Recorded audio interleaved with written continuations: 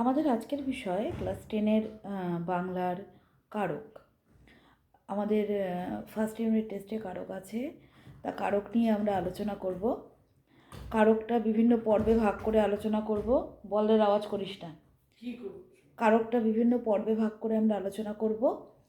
তা আজকে প্রথম পর্ব কারকের। প্রথমেই আমরা জানব কারক শব্দের ব্যুৎপত্তি কী। কারক শব্দের ব্যুৎপত্তি হলো ক্রি যোগ অক বা ক্রি যোগ নক, যেটা ইচ্ছা সেটা লিখতে পারো, কোনো সমস্যা নেই। এই গেল ব্যুৎপত্তি। এবার আমরা চলে আসব কারকটা কি। কারক হচ্ছে গিয়ে ক্রিয়াপদের সঙ্গে নামপদের সম্পর্ক। নামপদ মিনস এখানে শুধুমাত্র কিন্তু বিশেষ্য পদ নয়। নামপদ বলতে এখানে বিশেষ্য, সর্বনাম, সমস্ত পদের কথা, বিশেষ্য, সর্বনাম, বিশেষণ, অব্যয় সমস্ত পদের কথাই বলা হয়ে থাকে। তবে মেইনলি কিন্তু বিশেষ্য এবং সর্বনাম পদ। এছাড়া অব্যয়, বিশেষণ এটা কারকের ক্ষেত্রে খুব বেশি যে কার্যকরী তা নয়, সেটা বলা যায় না। যাই হোক, বিশেষ্য পদ এবং সর্বনাম পদের সঙ্গে ক্রিয়াপদের যে সম্পর্ক, অর্থাৎ বিশেষ্য এবং সর্বনাম পদের পরে ক্রিয়াপদকে বসিয়ে যদি তার কোনো অর্থ হয়, অর্থপূর্ণ বাক্য হয়, তবে সেটা কারক।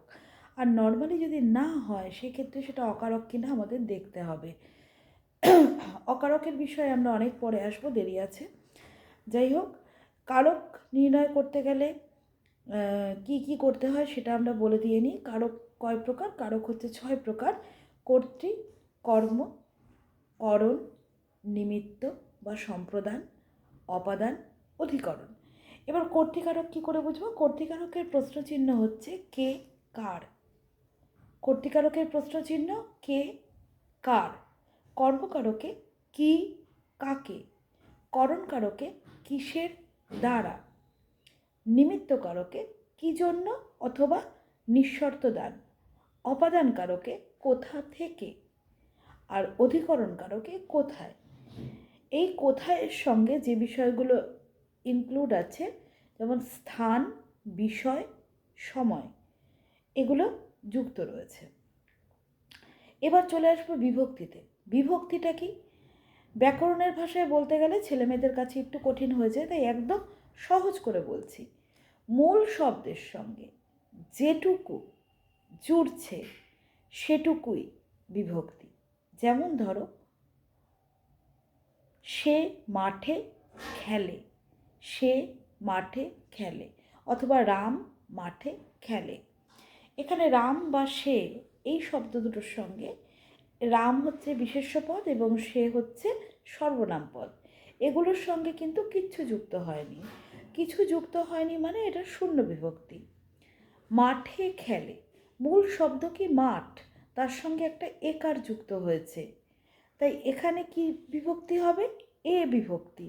মূল শব্দ মাঠ, তার সঙ্গে একটা একার যুক্ত হয়েছে, মানে এখানে এ বিভক্তি। মাঠে খেলে, খেলে তো ক্রিয়া। এই গেল বিভক্তি। এবার বিভক্তি কয় প্রকার? বিভক্তি সাধারণত দু প্রকার, একটা শব্দ বিভক্তি, একটা ধাতু বিভক্তি। শব্দ বিভক্তি শব্দের সঙ্গে যুক্ত হয়, আর ধাতু বিভক্তি ধাতুর সঙ্গে যুক্ত হয়। এবার শব্দ বিভক্তিটা নিয়ে আগে একটু বলে দিয়ে নিই। শব্দ বিভক্তি, মনে করো রাম মাঠে খেলে। এখানে মাঠের সঙ্গে যে, এখানে রামের সঙ্গে রাম, মনে প্রত্যেকটা শব্দ আলাদা আলাদা করে বলছি। রাম, রাম এই শব্দটার সঙ্গে কিচ্ছু যুক্ত হয়নি, তার মানে রাম হলো শূন্য বিভক্তি। মাঠে এই শব্দটার সঙ্গে কি যুক্ত হয়েছে? মাঠ যোগ এ বিভক্তি যুক্ত হয়েছে, সুতরাং এখানে রয়েছে এ বিভক্তি। এই যে নাম শব্দ মাঠ, মাঠ তো একটা নাউন বা বিশেষ্য পদ বা নেমিং ওয়ার্ড, বা নাম বোঝায় মাঠ শব্দটা দিয়ে কোনো কিছুর। তাহলে এই যে বিশেষ্য পদটার সঙ্গে এ যুক্ত হলো, এটাই হয়ে গেল গিয়ে শব্দ বিভক্তি। শব্দের সঙ্গে বিভক্তি যুক্ত হলো। খেলে, রাম মাঠে খেলে, খেলেটা হলো ক্রিয়া। এবার আসবো ধাতু বিভক্তিতে। ধাতু বিভক্তিকে ক্রিয়া বিভক্তিও বলা হয়ে থাকে। এবার ধাতুটা কি? ধাতু হচ্ছে কি ক্রিয়ার রুট বা ক্রিয়ার মূল। মনে করো একটা গাছের যেমন মূল থাকে, সেরকম ক্রিয়াপদেরও মূল থাকে, সেই ক্রিয়ার মূলটাকে বলা হয় ধাতু। মনে করো আমি পড়ি, এখানে পরিটা হচ্ছে ক্রিয়াপদ। পরিটা কোথার থেকে আসছে? তোমরা ক্লাস 7-8-এ সংস্কৃততে ধাতুরূপ পড়েছো, সেখানে পট ধাতু তোমরা পড়েছো। তাহলে পরিটা আসছে পট ধাতু থেকে, বা বাংলায় বললে পর ধাতু থেকে। সে লেখে, লেখে, লেখেটা হচ্ছে ক্রিয়াপদ।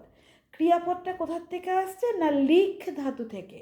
তোমরা ক্লাস 8-এ বা 7-এ যে সংস্কৃত পড়েছো সেখানে লিখ ধাতুর কথা তোমরা পড়েছো। সেই লিখ ধাতু থেকে লেখেটা আসলো। হ্যাঁ, এই রকমভাবে ধাতুর সঙ্গে যখন এ, তে, এতে, ইতে, ইবেন, ইবো, ইত্যাদি ইত্যাদি যখন ইতেছে, ইতেছি ইত্যাদি ইত্যাদি যখন যুক্ত হয় তখনই কিন্তু সেটা ধাতু বিভক্তি হয়ে যায়। এরপরে আসবো তির্যক বিভক্তি। আচ্ছা, তির্যক বিভক্তি বলার আগে একটা কথা বলে দিয়ে নিই। শব্দ বিভক্তি একদম বাংলায় খাঁটি শব্দ বিভক্তি 5টা আছে। এ, কে, রে, রেটাকে আবার এরেও বলে। আরেকটা হচ্ছে গিয়ে তেটাকে এতে বলে। আরেকটা আছে রটাকে র বা এর। এ কটা হচ্ছে বাংলার একদম খাঁটি বিভক্তি। এবার আসছে তির্যক বিভক্তিতে। তির্যক বিভক্তি কোনগুলো? যেই বিভক্তিগুলো একাধিক কারকে ব্যবহৃত হয় সেটা হলো তির্যক বিভক্তি। যেমন ধরো এ বিভক্তিটা একাধিক কারকে ব্যবহৃত হয়, তাই এ বিভক্তিটাকে তির্যক বিভক্তি বলা হয়ে থাকে। এই গেল বিভক্তি। এরপর থাকছে শূন্য বিভক্তি। শূন্য বিভক্তি কি? মানে যে থেকেও নেই আবার না থেকেও আছে। মনে করো রাম বাড়ি যায়, রাম বাড়ি যায়। এখানে রাম শব্দটার সঙ্গে কিচ্ছু নেই, কিন্তু কিচ্ছু নেই, কিচ্ছু নেই বলে ওর সঙ্গে শূন্য আছে। আবার বাড়ি, বাড়ি শব্দটাও কিন্তু মূল শব্দ, কোনো পরিবর্তন হয়নি শব্দটার, তাই ওটা পুরোপুরি রয়েছে, মূল শব্দটাই অপরিবর্তিতভাবে রয়ে গেছে, তাই ওখানেও শূন্য বিভক্তি।